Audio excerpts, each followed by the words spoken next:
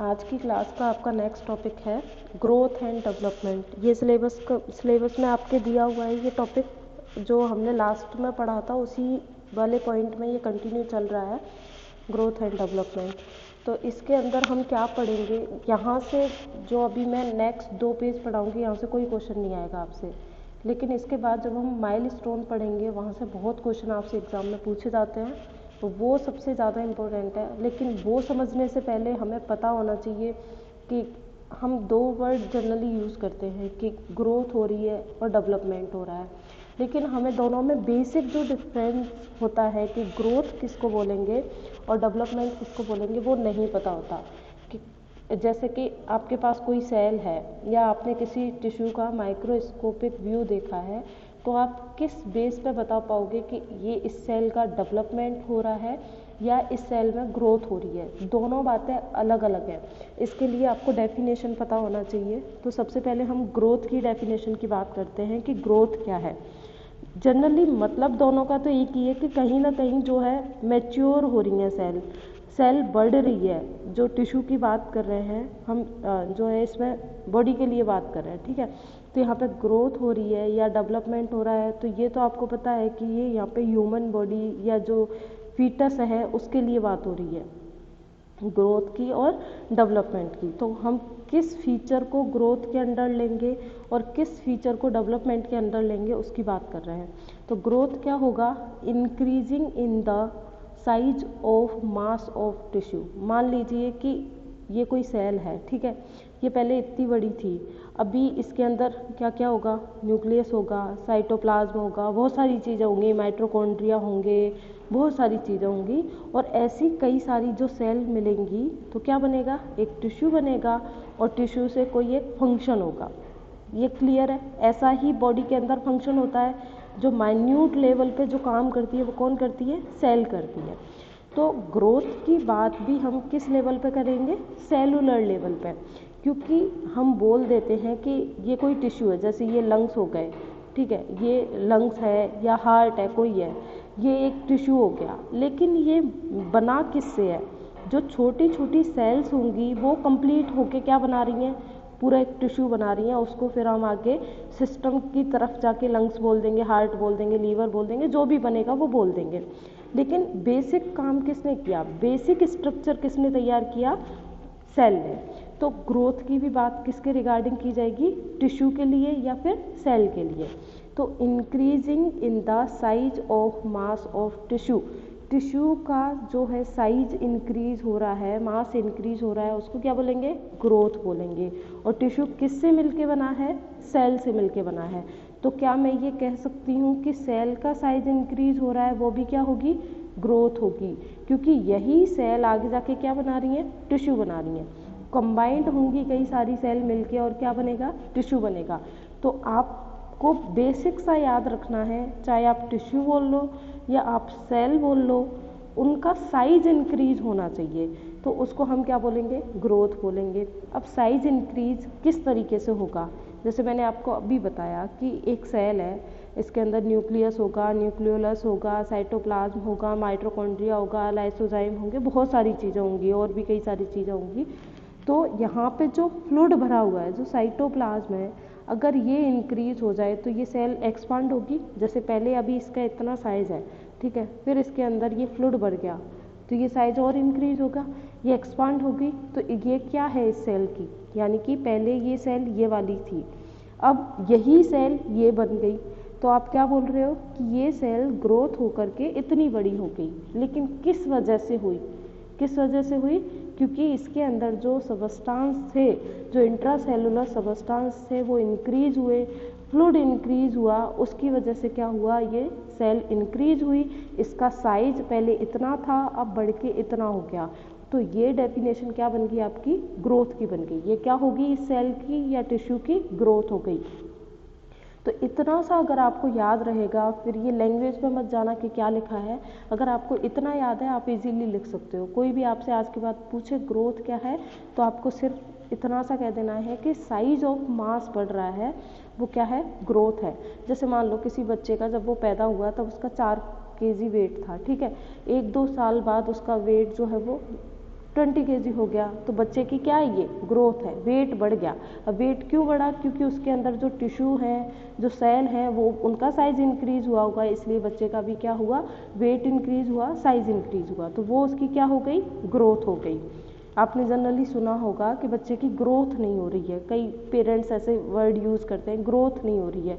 तो ग्रोथ से वो वही बताते हैं कि जितना डेवलपमेंट होना चाहिए था, जितना मास इंक्रीज होना चाहिए था, साइज इंक्रीज होना चाहिए था, वो नहीं हो रहा है। जैसे कि मान के चलते हैं, मान के क्या चलते हैं, पता ही है कि 50 सेंटीमीटर का होता है जो न्यू बॉर्न है, उसकी बर्थ के टाइम पे लेंथ कितनी होती है, 50 सेंटीमीटर की होती है। अब ये जो बच्चा है, ये 1 साल का हो जाए, 2 साल का हो जाए, जितने का भी हो जाए, इसकी लेंथ जो है वो according to time and according to age change नहीं हो रही है। इसका मतलब क्या बोलोगे आप, कि इस बच्चे के अंदर ग्रोथ नहीं हो रही है, क्योंकि अकेले जो साइज में इंक्रीमेंट होगा साइज के अंदर, तो उससे लेंथ भी बढ़ेगी, विड्थ भी बढ़ेगी, दोनों चीज़ें बढ़ेंगी कि नहीं।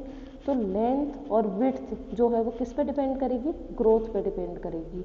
और ग्रोथ क्या है, टिश्यू का मास बढ़ना या साइज बढ़ना, क्या हो गया, ग्रोथ हो गया। इसी को आप क्या बोल सकते हो, क्वांटिटेटिव चेंज इन साइज। तो क्लियर है कैसे साइज चेंज हो रहा है, उसके अंदर जो मटेरियल है, जो फ्लूइड है, जो सबस्टांस है, वो उसका इंक्रीजमेंट होकर के क्या हो रही है, ग्रोथ हो रही है। और क्या लिखा है ग्रोथ के बारे में, growth is multiplication of cell, क्योंकि हमने किसके लिए बात की है, टिश्यू के लिए बात की है। तो एक टिश्यू के अंदर कई सारी सेल हैं, ये मल्टीप्लाई होके कि एक सेल से 2 सेल बनी, ठीक है, फिर 2 से 4 बन गई, 16 बन गई, इस तरीके से उसमें माइटोसिस की जो प्रोसेस हो रही है, तो माइटोसिस की प्रोसेस भी किसके अंदर आएगी, ग्रोथ के अंदर आएगी। ठीक है, तो यहाँ पे क्या है, अगर सेल मल्टीप्लाई कर रही हैं और उससे क्या हो रहा है, जो टिश्यू है उसका साइज इंक्रीज हो रहा है, क्योंकि अगर साइज इंक्रीज हो रहा है तो उसके लिए ये तो डेफिनेट है कि उसके अंदर कुछ ना कुछ मटेरियल इंक्रीज हो रहा है। टिश्यू के अंदर क्या रहती हैं, सेल रहती हैं, तो चाहे वो सेल के अंदर का फ्लूइड इंक्रीज हो रहा हो या फिर खुद सेल नंबर में इंक्रीज हो रही हो, दोनों बातें क्या होंगी, ग्रोथ होंगी। क्लियर है पॉइंट, समझ में आया। ठीक है, आगे बात करते हैं डेवलपमेंट की। डेवलपमेंट क्या है, मैचुरेशन ऑफ फंक्शन। अब क्लियर करते चलिएगा, एक में हमने साइज इंक्रीज होने की बात की है, एक में हम फंक्शन की बात कर रहे हैं, फंक्शन का मैचुरेशन होना। अब इसको आप कैसे समझोगे, इसको आप ऐसे समझिए कि जैसे छोटा बच्चा है, 1 महीने का, 2 महीने का, हम उसे केवल और केवल ब्रेस्ट मिल्क फीड पर रखते हैं, ठीक है, हम उसे कुछ और चीज़ नहीं देते खाने के लिए। क्यों, क्योंकि अभी उसके अंदर वो डाइजेस्टिव जो एंजाइम होने चाहिए थे, जो अपने अंदर हैं, वो बच्चे के अंदर नहीं है, इसलिए वो हर तरह के फूड को डाइजेस्ट नहीं कर सकता, केवल और केवल वो ब्रेस्ट मिल्क को डाइजेस्ट कर सकता है।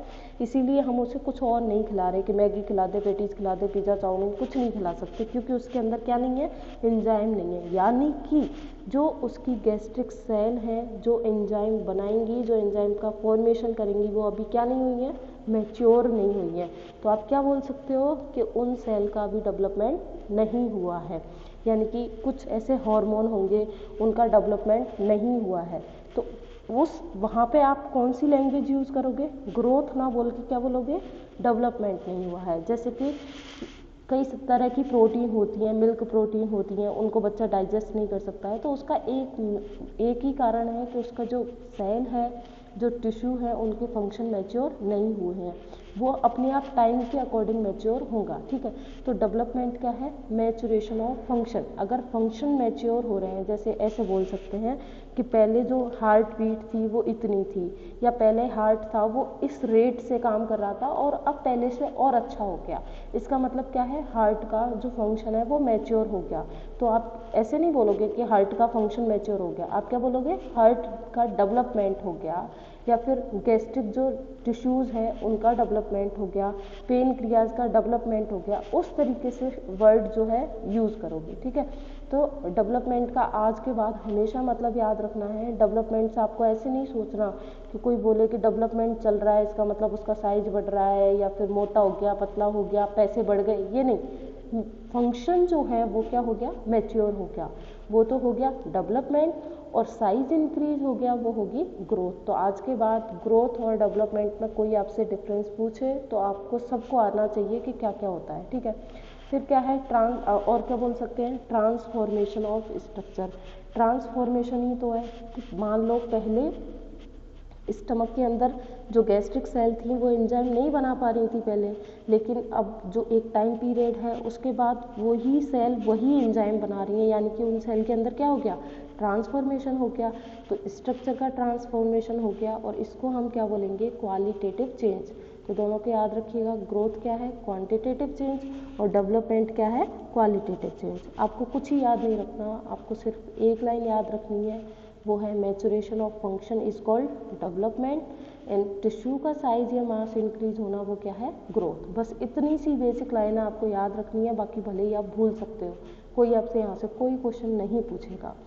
फिर उसके बाद हम थोड़ी सी और बात कर लेते हैं, आपका टॉपिक है तो वो है ग्रोथ के क्या लॉ होते हैं, मतलब ग्रोथ किस तरीके से होगी। जैसे कि कोई न्यू बॉर्न है तो उसमें ग्रोथ का पैटर्न क्या रहेगा, या फिर किस तरीके से ग्रोथ उसके अंदर कंटिन्यू रहेगी। जैसे कि अभी जो है एक दिन का ही बच्चा है, ठीक है, मान लीजिए आज ही इसकी बर्थ हुई है बच्चे की, और यहाँ से ये इसकी ग्रोथ कंटिन्यू होनी जानी है, होती जानी है। फिर उसके बाद ये 15 साल का हो गया, 16 साल का हो गया, 20 साल का हो गया और एडल्ट हो गया। तो तब तक कब तक ग्रोथ चलेगी, डेवलपमेंट कब तक होगा, ग्रोथ और डेवलपमेंट साथ साथ चलेंगे, अलग अलग चलेंगे, वो सारे आते हैं लॉ के अंदर। तो क्या लॉ दिए हैं उनकी बात करते हैं या फिर कौन सी ग्रोथ कब चलेगी, जैसे कि जो है ब्रेन की ग्रोथ कब कंप्लीट हो जाती है, या मैक्सिमम कौन से टाइम पे ब्रेन की ग्रोथ होती है, वो सारी बात कर रहे हैं। तो यहाँ पर पहला लॉ क्या है, growth and development is a continue and orderly process. सबसे पहले तो ऐसा नहीं होता है कि आपके पास ओपीडी में एक बच्चा आया, ठीक है, आप पीडियाट्रिक की ओपीडी में बैठे हो, आपके पास एक बच्चा आया और आप एग्जामिन करके बोल रहे हो कि इसके अंदर डेवलपमेंट नहीं चल रहा, केवल ग्रोथ चल रही है। बस ऐसा होना चाहिए, बच्चा हेल्दी होना चाहिए। हेल्दी का मतलब कि वो उसे कोई डिफॉर्मिटी ना हो, कोई हेरिडिटिकली या कोई जेनेटिकली को उसके अंदर कोई डिफॉर्मिटी नहीं होनी चाहिए। यानी कि मैं कहना ये चाह रही हूँ कि जब उसकी बर्थ हुई उसके बाद से ग्रोथ और डेवलपमेंट दोनों साथ साथ चलेंगे। यानी कि धीरे धीरे 1 महीने का हुआ, 2 महीने का हुआ, 1 साल का हो गया, 5 साल का हो गया, इसका मतलब ये है कि ग्रोथ भी हो रही है। ग्रोथ को कैसे डिफाइन करोगे आप देखोगे कि उसकी हाइट के अंदर चेंजेस आएंगे, वेट के अंदर चेंजेस आएंगे, जो बोन्स हैं वो उसकी लॉन्ग हो रही हैं, उसी तरीके से कुछ फंक्शन है वो भी क्या हो रहे हैं, मैच्योर हो रहे हैं। जैसे कि पहले जो बच्चा है वो केवल एक हाथ में ही कुछ चीज़ पकड़ सकता था, अब वो पैरों से चलने भी लग गया, तो वो क्या हो गया, उसका डेवलपमेंट भी तो हो रहा है, फंक्शन मैच्योर हो रहे हैं। पहले केवल बेड पे पड़े होके वो क्राउलिंग कर रहा था, अब वो ज़मीन पे दौड़ रहा है, क्या है ये उसका डेवलपमेंट है, ये उसके फंक्शन मैच्योर हो रहे हैं। यानी कि कहने का मतलब है कि ग्रोथ और डेवलपमेंट कंटिन्यू रहेंगे, कब से, जब से बर्थ हुई है, और दोनों क्या चलेंगे, साथ साथ चलेंगे। फिर उसके बाद है growth pattern of every individual is unique. सच बात है, हर किसी का ग्रोथ पैटर्न अलग अलग होता है।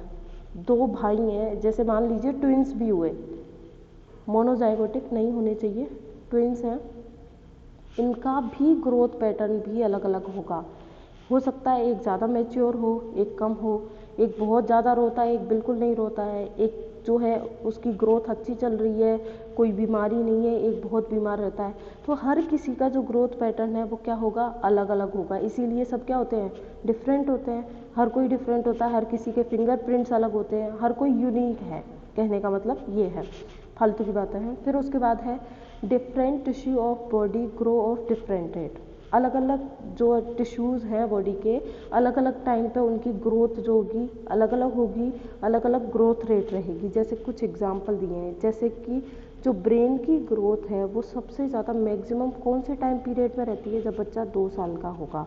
तो आपने देखा होगा, आपने 1.5 से 2 साल या 3 साल के बच्चे को कभी नोटिस कीजिएगा, वो जो बहुत क्या होते हैं, उनके अंदर क्यूरियोसिटी बहुत होती है हर चीज़ को जानने की, उन्हें हर चीज़ पूछनी होती है, ये क्या है, पहचानने लग जाएंगे, कोई भी घर पे आएगा सामने से उनके पास आने लग जाएंगे। जो बच्चे एक्सट्रोवर्ट है शुरू से वही, ठीक है। तो क्योंकि उनका जो ब्रेन है वो हाईली एक्टिव रहता है उस टाइम पे, जब वो 2 साल के होंगे उस टाइम पे हर चीज़ को लेके उठा रहे हैं, बोलते हैं ना घर में ये सामान उठा के वहाँ से वहाँ रख दिया, ये कर दिया, क्योंकि उनका ब्रेन बहुत ज़्यादा एक्टिव है। अब वो हर काम कर सकते हैं, हर कुछ, मतलब ऐसे नहीं कि खाना बनाने लग जाए, लेकिन उनकी ये क्यूरियोसिटी रहती है कि उन्हें हर चीज़ चाहिए, क्योंकि उनका जो ब्रेन है, उन जो ब्रेन सेल हैं, जो सेरिब्रम है, सेरिबेलम है, वो मैक्सिमम ग्रोथ पॉइंट पे होता है। यानी कि अब वहाँ से यहाँ से वो पहचानना भी शुरू कर देंगे, उनको पता भी चल जाता है वो मेल चाइल्ड है, फीमेल चाइल्ड है। यहाँ के बाद चीज़ें जो है चेंज होना शुरू हो जाती हैं, क्योंकि जैसे ही 3-4 साल का होगा उसे स्कूल भी भेज देंगे। तो स्कूल भी तो तभी भेज सकते हो जब उसकी क्या है, ब्रेन ग्रोथ जो है वो बहुत ज़्यादा हाईली एक्टिव हो। तो आपको याद रखना है कि ब्रेन की जो सेल है उनकी हाईली ग्रोथ कब होती है, जब बच्चा 2 साल का होगा, उस टाइम पीरियड में ग्रोथ बहुत ज़्यादा होती है। फिर उसके बाद सोमैटिक ग्रोथ, सोमैटिक ग्रोथ मतलब कि साइज बढ़ रहा है, बॉडी का साइज बढ़ रहा है, लेंथ बढ़ रही है, क्योंकि वो सोमैटिक सेल की जो है ग्रोथ हो रही है उस टाइम पे। तो ये कब रहेगी, जब बच्चा, मैक्सिमम कब रहेगी, चलती तो कंटिन्यू है लेकिन मैक्सिमम की बात हो रही है। मैक्सिमम, ये जो मैंने लिख रखा है इसका मतलब है मैक्सिमम ग्रोथ रेट बढ़ी हुई कब ज़्यादा रहेगी, तो जब बच्चा 12 ईयर का होगा उस टाइम पे सोमैटिक ग्रोथ सबसे ज़्यादा होती है। जैसे कि इसका एग्जांपल बताऊं मैं आपको, फीमेल और मेल चाइल्ड को बात करते हैं हम, तो मेल के अंदर क्या होगा, टेस्टोस्टेरोन आना शुरू हो जाएगा। फीमेल के अंदर जो सेकेंडरी जो करेक्टर होते हैं वो आना शुरू हो जाएंगे, क्योंकि सोमैटिक ग्रोथ है वो बढ़ रही है, ठीक है। तो वहाँ पे ये आना शुरू हो जाएंगे। जो प्यूबर्टी वाला जो टाइम पीक रहेगा वो कब रहेगा, 12 ईयर पे, क्योंकि यहाँ पे जो ग्रोथ हो रही है वो मैक्सिमम किसकी हो रही है, सोमैटिक सेल की, ठीक है। फिर उसके बाद है लिम्फोइड ग्रोथ, लिम्फोइड ग्रोथ कब होती है, 8 साल में मैक्सिमम रहेगी। यहाँ से इम्यूनिटी डेवलपमेंट ज़्यादा होने लग जाएगा। लिम्फोइड के अंदर क्या है, अपनी लिम्फोसाइट्स हैं, हमारी इम्यून सेल्स हैं उनके अंदर। तो यहाँ पे कब रहेगा, जब बच्चा 8 साल का होगा उस टाइम पे लिम्फोइड ग्रोथ क्या रहती है, मैक्सिमम रहती है। उसी तरीके से गोनेडल ग्रोथ, अभी मैंने आपको बताया था सोमैटिक ग्रोथ के अंदर वही सेम बात है।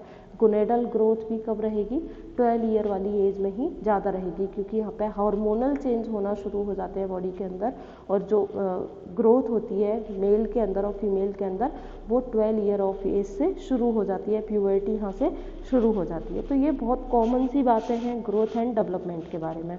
फिर उसके बाद थोड़ी सी बात और करते हैं नॉर्मल ग्रोथ के बारे में। अभी तो ये हमने देख लिया, ज़्यादा नहीं पढ़ना है आपको ग्रोथ और डेवलपमेंट के बारे में, केवल इनकी डेफिनेशन पता हो आपको कि ग्रोथ क्या है, डेवलपमेंट क्या है, ठीक है। अब बात करते हैं हम, आवाज़ आ रही है ना सभी को, ठीक है। अब नॉर्मल ग्रोथ की बात करते हैं। तो नॉर्मल ग्रोथ की आपसे कोई पूछे तो नॉर्मल ग्रोथ में आप क्या बताओगे, वेट क्या है, लेंथ क्या है। तो सबसे पहले हम लेते हैं वेट के बारे में, बॉडी वेट कितना होना चाहिए। अब ये बातें थोड़ी थोड़ी सी आपको याद रखनी है, क्योंकि ये कॉमन सेंस की बातें हैं, आपको 3rd ईयर के बाद हमेशा पता होना चाहिए ये बात है। तो बॉडी वेट कितना होता है, सबसे पहले तो अगर आपको ये पता है ना तो कोई दिक्कत है ही नहीं, इसको आप स्टार मार्क कर लो। ये तो आपको टिप्स पे होना चाहिए कि बर्थ के टाइम पे वेट कितना होगा, लेंथ कितनी होगी, चेस्ट सरकमफेरेंस क्या होगा, हेड सरकमफेरेंस क्या होगा। मैं शायद फर्स्ट क्लास में थोड़ा बहुत इंट्रो दे चुकी हूँ इस बात का आपको, तो आज और थोड़ा सा बात कर लेते हैं। तो बॉडी वेट देखते हैं सबसे पहले, एवरेज बर्थ वेट कितना होना चाहिए। बर्थ के टाइम पे बच्चे का वेट कितना होना चाहिए, 3 kg होना चाहिए, या फिर आप जो है इसको ऐसे लिख सकते हो 2.5 kg से 3.0 kg, 30 नहीं है, पॉइंट है बीच में, 3.0 kg, पॉइंट हटा ही देती हूँ, तुम लोग कंफ्यूज हो गए, ठीक है। तो 2.5 से 3 kg होना चाहिए बर्थ वेट, या फिर बोल सकते हो कि 2500 ग्राम से 3000 ग्राम तक होना चाहिए बर्थ वेट, एवरेज है ये, इतना तो होना ही चाहिए एक हेल्दी चाइल्ड होने के लिए, ठीक है। अब ये जो हम नॉर्मल बात कर रहे हैं, पहले ही इस वर्ड पे भी फोकस रखिएगा, हम नॉर्मल की बात कर रहे हैं, प्री टर्म पोस्ट टर्म की बात नहीं कर रही हूँ मैं, टर्म बेबी की बात चल रही है। इसका मतलब उसका बर्थ वेट इतना तो होगा ही, यानी कि पूरा किसी का 3 kg नहीं है, किसी को 2600 ग्राम हो सकता है, किसी का 3200 ग्राम हो सकता है, लेकिन हमने एवरेज कितना मान के चल रहे हैं हम कि 3 kg तो होना ही चाहिए। फिर उसके बाद क्या होता है, अब वेट बढ़ना कैसे शुरू होगा ये देखते हैं। तो जैसे कि आज बच्चे का बर्थ हुआ है, ठीक है, तो पहले के जो 7 दिन होंगे यानी कि जो फर्स्ट वीक होगा उसमें क्या होता है, पहले 10% वेट लॉस होता है। ये बात आपको याद रखनी है कि फर्स्ट वीक में कभी भी वेट इंक्रीज नहीं होता है, हमेशा क्या होगा, डिक्रीज होगा। कितना डिक्रीज होगा, 10%। जैसे कि 3 किलो का है यानी कि 3000 ग्राम का है तो 10% कम हो जाएगा, यानी कि 2700 ग्राम रह गया, 300 ग्राम कम हो गया। तो 10% लॉस किस में होगा, फर्स्ट वीक में हो जाएगा। फिर उसके बाद क्या होगा, रिगेन करना शुरू होता है, वेट बढ़ना शुरू होगा। तो पहले 7 दिन बोलो या 10 दिन बोलो, इनमें तो वेट क्या होता है, लॉस होता है, कम होता जाएगा। इसके बाद ही क्या होगा, इंक्रीज होना शुरू होगा। तो 10 डेज के बाद क्या होगा, वेट रीगेन करना शुरू होगा। अब कैसे बढ़ता है, थोड़ी सी बात उसकी भी करेंगे, कैसे बढ़ेगा देखिए। अप्रॉक्सीमेट डेली वेट गेन, यानी कि आइडिया दे दिया है, कुछ डाटा दिया गया है कि इतनी एज का बच्चा होगा तो उसका डेली कितना वेट बढ़ेगा। डेली बोल रही हूँ मैं, मंथ नहीं बोल रही हूँ, डेली बोल रही हूँ, पर डे कितना वेट गेन करेगा। तो देखिए 0 से 3 मंथ का जो चाइल्ड है, पहले के 10 दिन निकाल देने हैं, कोई किसी को भी डाउट नहीं होना चाहिए, क्योंकि पहले ही बोल चुकी हूँ मैं, पहले के 10 दिन या 7 दिन जो होता है वो वेट क्या होगा, कम होगा। उसके बाद क्या होगा, इंक्रीज होना शुरू होगा। तो मान लीजिए 11 दिन का बच्चा है, तो 11 दिन का बच्चा है, उसका 11 दिन से लेके जब तक वो 3 महीने का होगा, जब तक वो 3 मंथ का होगा, तब तक हर दिन उसका वेट कितना बढ़ेगा, बशर्ते वो बीमार नहीं होना चाहिए। इस चीज़ को याद रखना है, क्योंकि पहले ही बोल चुकी हूँ मैं, टर्म बेबी और नॉर्मल बेबी की बात कर रहे हैं जो बीमार नहीं है। तो कितना वेट डेली बढ़ेगा, 30 ग्राम पर डे बढ़ेगा, ठीक है, इतना आपको याद रखना है। अब 30 ग्राम कितना सा होता है, एक दिन में तो कोई फ़र्क नहीं पड़ता, लेकिन 3 महीने बाद जब आप उसका वेट जो नोट करोगे उस टाइम पर आपको उसका वेट इंक्रीज मिलेगा। तो ये डाटा आपको थोड़ा सा पूछता नहीं है, कोई भी नहीं पूछेगा एग्जाम में आपसे, ऐसे फालतू क्वेश्चन आपसे कोई भी नहीं करेगा, लेकिन अपनी नॉलेज के लिए हमें पता होना चाहिए। तो शुरू के जो 3 मंथ हैं उनमें कितना वेट बढ़ेगा पर डे, 30 ग्राम। फिर उसके बाद अगले जो 3 महीने हैं, यानी कि 3 से लेकर 6 महीने तक कितना बढ़ेगा पर डे, 20 ग्राम। फिर नेक्स्ट 3 मंथ में कितना बढ़ेगा पर डे, 15 ग्राम। फिर 9 से 12, यानी कि अब 1 साल का हो गया तो पर डे कितना बढ़ेगा, 12 ग्राम। देखिए धीरे धीरे क्या होता जा रहा है, कम होता जा रहा है। क्यों कम हो रहा है ये सोचिए।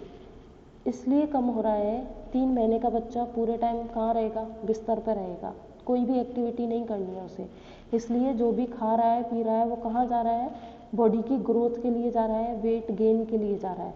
उसके बाद यहाँ से बच्चा जो है क्राउलिंग करना शुरू करेगा, घुटने चलना शुरू किया, यहाँ पर खड़े रहना या थोड़ा बहुत चलना शुरू किया, इसलिए कम कम वेट इंक्रीज हो रहा है। तो समझ में आ रहा है, क्योंकि यहाँ पे जो उसका खाया पिया है या फिर जो उसका जो भी वो न्यूट्रिशन ले रहा है वो अदर एक्टिविटीज़ में भी जाना शुरू हो गया, इसलिए वेट कम रिगेन होगा।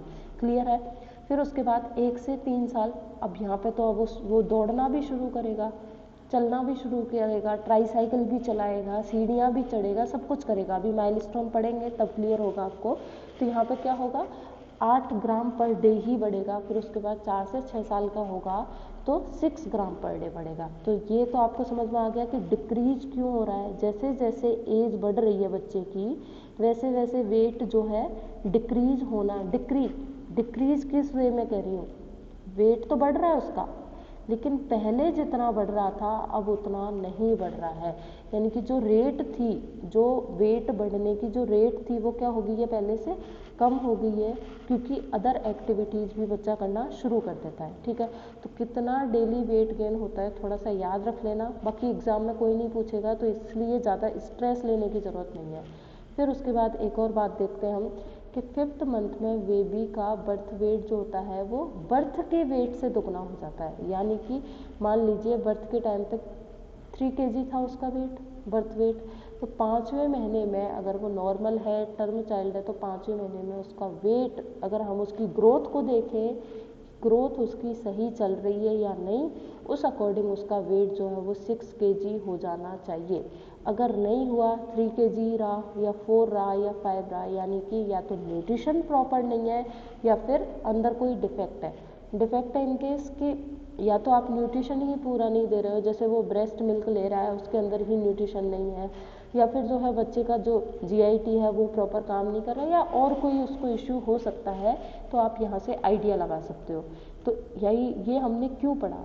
ये हमने इसलिए पढ़ा जिससे हमें उसकी ग्रोथ का आइडिया होता रहे कि ये हमें नॉर्मल बच्चे के लिए पता है कि नॉर्मल बच्चे के अंदर ग्रोथ ऐसी ऐसी होनी है, लेकिन किसी बच्चे के अंदर इस चार्ट के अकॉर्डिंग जो है वेट नहीं बढ़ रहा है, तो आप आइडिया लगा सकते हो कि ग्रोथ सही या तो चल ही नहीं रही है या फिर सही नहीं चल रही है या कम ग्रोथ हो रही है। तो इसलिए हमने ये पढ़ा। तो समझ में आया आपको कि इम्पोर्टेंस क्या है, क्यों पढ़ा हमने? उसकी ग्रोथ को नोटिफाई करने के लिए, उसकी ग्रोथ को देखने के लिए कि बच्चे के अंदर ग्रोथ सही चल रही है या नहीं। तो ये बात हुई हमारे वेट के बारे में। तो यहाँ पे हमने पढ़ा था 1 साल तक पढ़ लिया, फिर 1 से 3 साल का देख लिया, 4 से 6 साल का देख लिया, और ये 5th मंथ के भी बारे में भी बात कर ली। फिर इस तरीके से भी डाटा दिया गया है। कैसे डाटा दिया गया है कि जब बच्चा 1 साल का होगा तब उसका वेट आप आइडिया लगा सकते हो। कैसे आइडिया लगा सकते हो? मान लीजिए OPD में आपके पास एक बच्चा आया और आपको नहीं पता कि इसका बर्थ वेट कितना है, सॉरी इसका आज का वेट कितना है, आपको नहीं पता, और तो आप अप्रॉक्स आइडिया कैसे लगाओगे? ये पूछोगे, क्योंकि बर्थ वेट तो हर किसी को पता होता है, हर पेरेंट्स को पता होता है कि बर्थ के टाइम पे उनके बच्चे का वेट इतना था। क्योंकि सबसे पहले यही चीज़ बताई जाती है कि कितने किलो का हुआ है, जैसे बताते हैं, आपने सुना भी होगा। तो आप कैसे आइडिया लगाओगे? तो आप उनसे पूछोगे कि इसका बर्थ वेट कितना था, तो उन्होंने बोल दिया कि 3 kg था। तो आप फटाफट से, क्योंकि आपको पता है ये रूल कि 1 साल के बच्चे में वेट कितना होता है, बर्थ वेट का 3 गुना। तो 3 × 3 यानी कि 1 साल का बच्चा कितने का होगा? 9 kg का। क्लियर है कि यहाँ पे ये फॉर्मूला दिए गए हैं जिससे आप अप्रॉक्सीमेट आइडिया लगा सको किसी के भी वेट का। तो 1 साल का जो बच्चा होता है उसका जो वेट होगा वो कितना होता है? उसके बर्थ वेट का 3 गुना। इसी तरीके से 2 साल का होगा, उसका बर्थ वेट का कितना रहेगा? 4 गुना। फिर उसके बाद 3 साल का होगा, उसका कितना रह जाता है? 5 गुना। एक एक करके बढ़ाते चलिए, कब तक? 3 साल तक। अब 4 साल के लिए कोई भी डाटा दिया नहीं गया है आपके उसमें बुक्स वगैरह में। फिर उसके बाद 5 साल का जो बच्चा होगा उसमें कैसे है? 6 गुना बढ़ जाएगा बर्थ वेट का, 7 साल के में 7 गुना, 10 साल के में 10 गुना। इस तरीके से आपको बढ़ाते जाना है कि किस तरीके से बच्चे के अंदर वेट बढ़ रहा है। तो आप 10 साल के बच्चे का भी वेट बता सकते हो इन फॉर्मूले से। तो कुछ खास याद रखने की ज़रूरत नहीं है, बस 1, 2, 3 साल का याद रखिएगा कि 1 साल का जो बच्चा होगा उसका वेट कितना होता है? बर्थ वेट का 3 गुना, 2 साल का 4 गुना और 3 साल का 5 गुना। बकवास बातें हैं, कोई भी काम की बात नहीं है। एग्ज़ाम के पॉइंट ऑफ व्यू से काम की बात नहीं है, लेकिन वैसे काम की बात है। नॉलेज के लिए आपको पता होना चाहिए। मैं एग्ज़ाम के लिए बात करूँ कि एग्ज़ाम में ऐसे क्वेश्चन नहीं पूछे जाते। फिर उसके बाद सेकंड पॉइंट है हमारा लेंथ। वेट की बात कर ली, अब बात करेंगे लेंथ की। लेंथ का देखते हैं।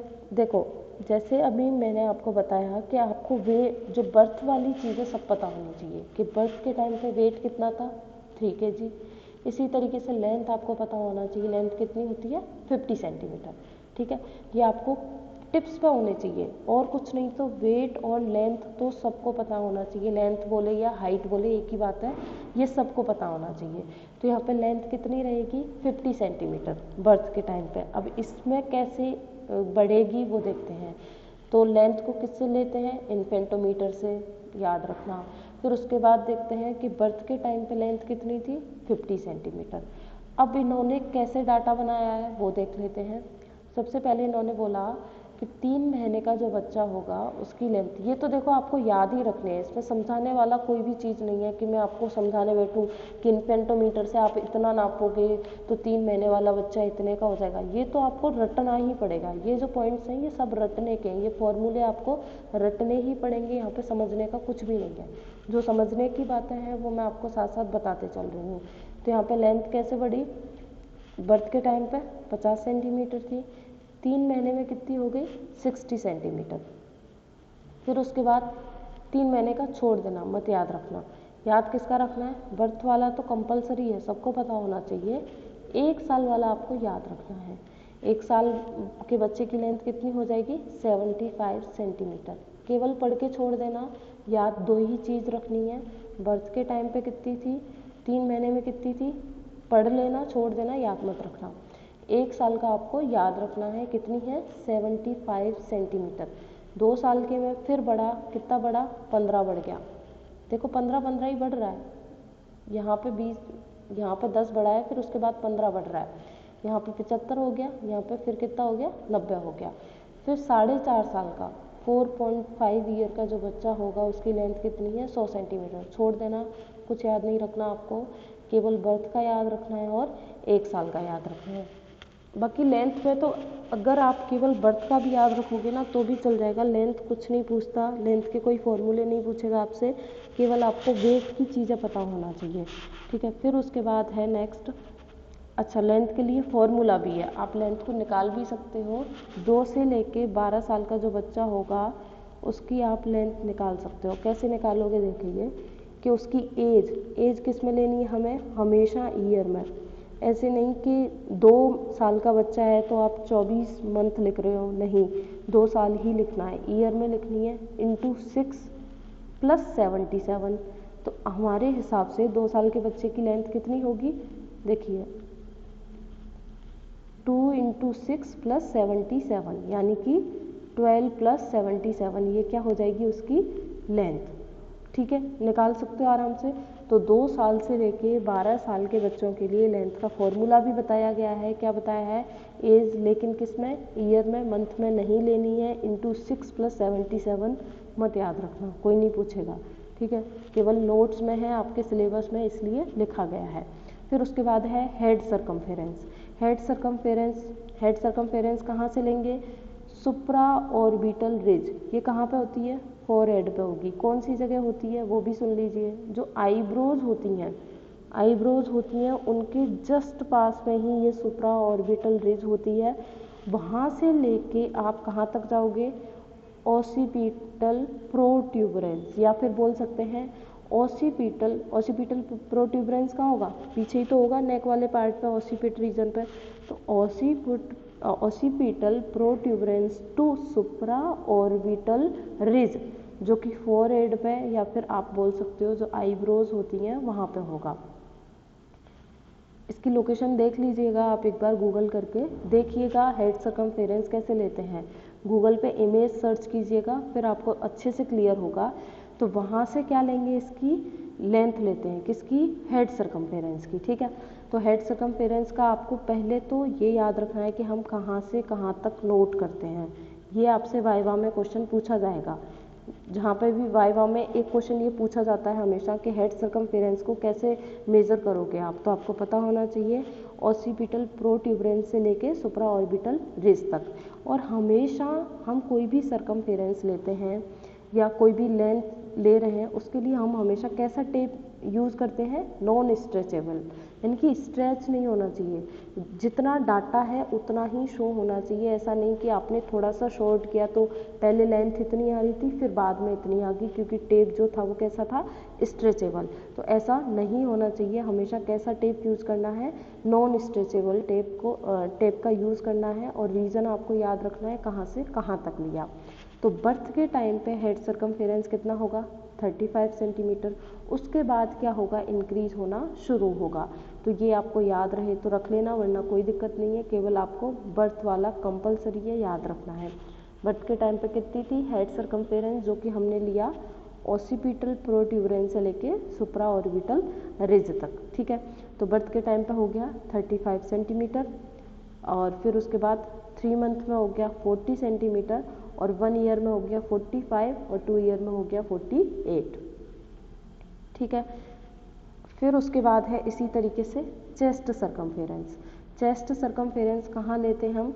निपल के लेवल पे लेते हैं। कहाँ? दोनों जो निपल का लेवल है वहाँ से मेजर करेंगे चेस्ट सरकमफेरेंस। अब इसमें आपको एक छोटी सी बात याद रखनी है। वो क्या बात है कि जब भी बर्थ होगा उस टाइम पे क्या होता है, हेड सरकमफेरेंस जो होता है वो चेस्ट सरकमफेरेंस से हमेशा क्या रहेगा, ज़्यादा रहेगा। एक सेकेंड।